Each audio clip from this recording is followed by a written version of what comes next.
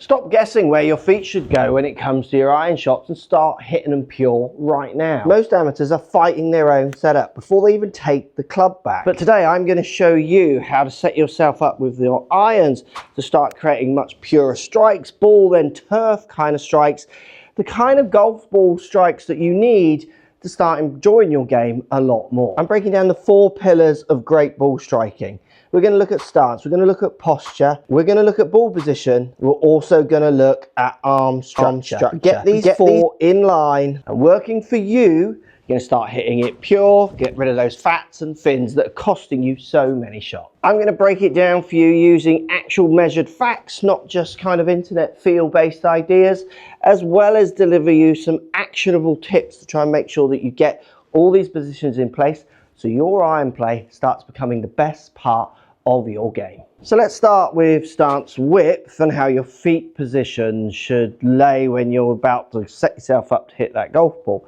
This is a real common mistake I see. I see a lot of very narrow stances which tend to encourage lots of swaying, and we definitely see random foot flares, so where feet are just in random positions. Often the back foot, my right foot, turned out way more than the left. Again, just leads to so much instability in the pelvis, so much instability in your backswing, not able to spring back to get that strike you want in the downswing, and just all around horrible strike. So what we're aiming for with your iron is we want the gap between your 2 feet to be around hip width apart. So the middles of your 2 feet, you want them to be around hip width apart. This is going to give us the best combination of stability, so we can actually move and turn our body, while at the same time that resistance to being able to push too far across or even too far this way. So you've got a good amount of rotation, but at the same time a good amount of stability.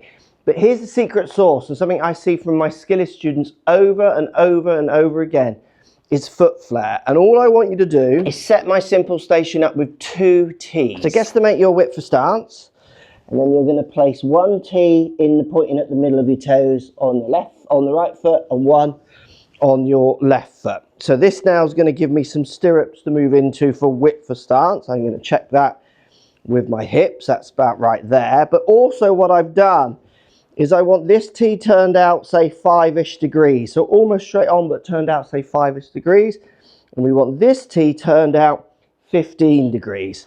Now I'm also going to make them in line from this angle here so I can use them for aim. So many golfers are used to saying like put clubs down to aim, things like that. What these tees do is they work as fantastic stirrups for 2 points, width for stance as well as foot flare. Now foot flare is important because we want resistance on this side, so we don't want this foot too splayed out, which might hamper the ability to grip and grab with this foot. But then we want to be able to push onto this foot quite aggressively into the toes, then at the same time move out of it. So having this lead foot turned out is giving us the best of both worlds. It's allowing us to really push into it with a good amount of stability. So if you imagine if I jumped onto this lead foot with it straight, more strain on my ankle. If I jump onto it with my foot pointing forwards, much more stable. So my downswing, I'm going to push into that foot. There's a bit of grabbing, and then I can also push out of it. Simple little station. I'm just going to help you create your width and your foot flare, and we are going to build those perfect strikes. So now that you're stable, we need to make sure you're positioning the golf ball in the right position for your swing, and it will vary with different golfers to make sure you're getting the most out of this stability with mobility setup. So ball position, if in the wrong place, is not only going to affect launch. So if you think about a ball forward, you might have more chance of launching the ball high. A ball back in your stance, it might launch lower, and then you're going to find the right position to get the launch that you want for the best shots. As well as where you might contact the ground. The ball forwards, I might find I hit the ground first, ball second. Ball back, I might hit the ball first, ground way second.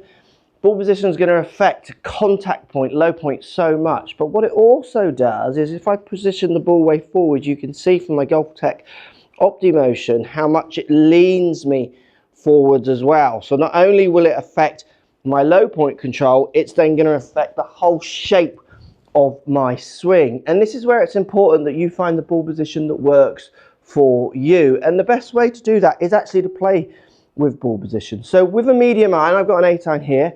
I want my ball position, so the back of the ball, the bit I'm hitting, to be just forward of center, literally just forward of center. This doesn't mean I can't play it way forward. It doesn't mean I can't play it way back. I can, but my optimum for making sure that the club path is straight, to making sure my strike is correct, is slightly forward of center with that ball, literally like a ball's width forward of center. So if this is the center of my stance where this ball is, you can see this ball is just slightly forward of that one.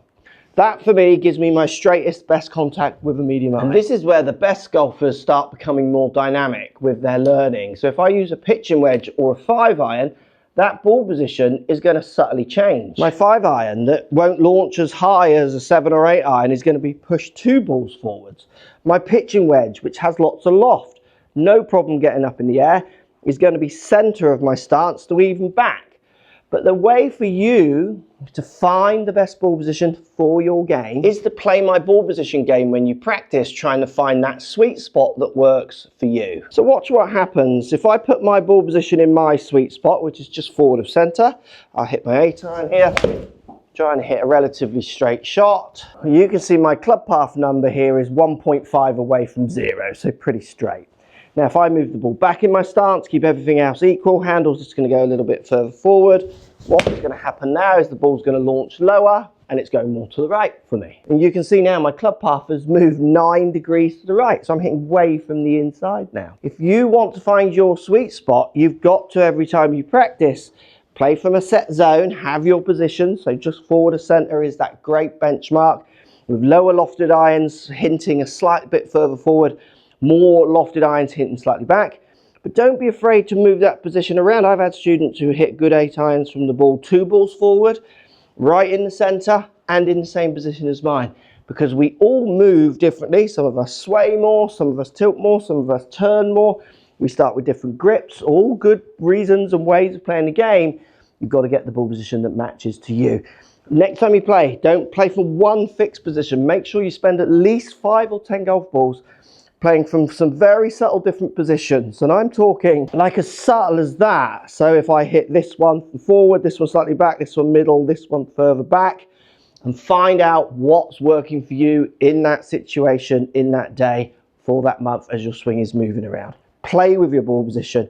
Use the benchmarks, ball position slightly further forward or just forward of center, but play within these rounds of the ball being able to move to find your sweet spot. Don't be fixed.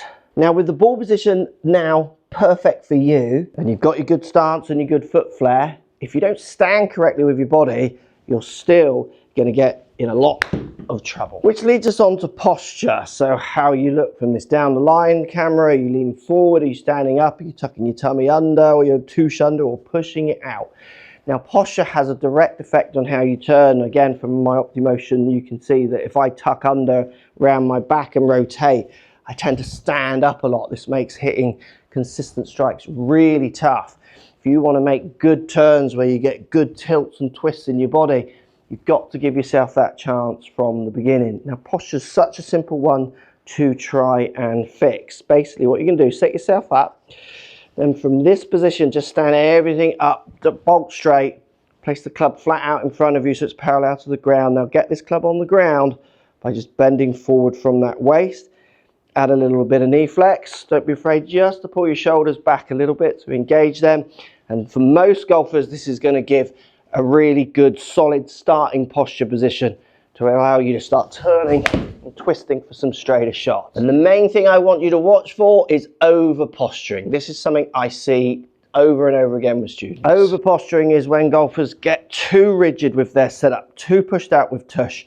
Almost they get their back kind of curving in, push their chest way out, try to get the line so straight that they become so rigid with their movement that it's really hard to connect.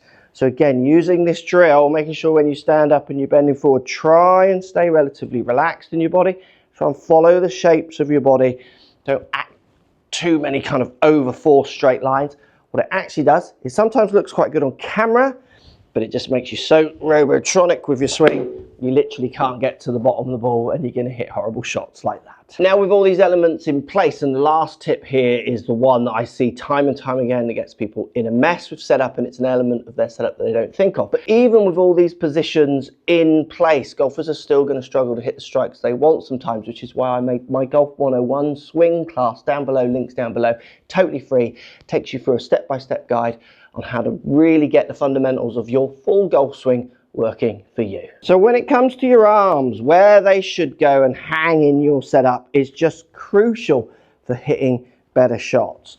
Now, what you want to try and achieve with your arms is you want your arms with an iron to hang down from your shoulders. So once you've set this posture position, basically you want your arms just to hang down from your shoulders. So you can take the club, just rest it on your side, let your arms hang down, and then you can place your club into that position. You're going to find that's where you are with your posture.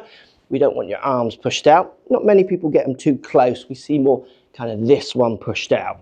So arms hanging down from your shoulders is a really good way of setting up. Now, the trouble people get when they get this feeling of arms hanging down is they tend to feel that their arms want to maybe kind of turn in naturally this way, and then they assign their grip with their arms in this position. Now this right arm turned in this way is going to get you in a right mess with your arm structure on the backswing. What we actually need to do is get this right hand and right arm turning more this way. So where you're turning the elbow in, hand out, and then you just bring the hand back for your setup, for your grip.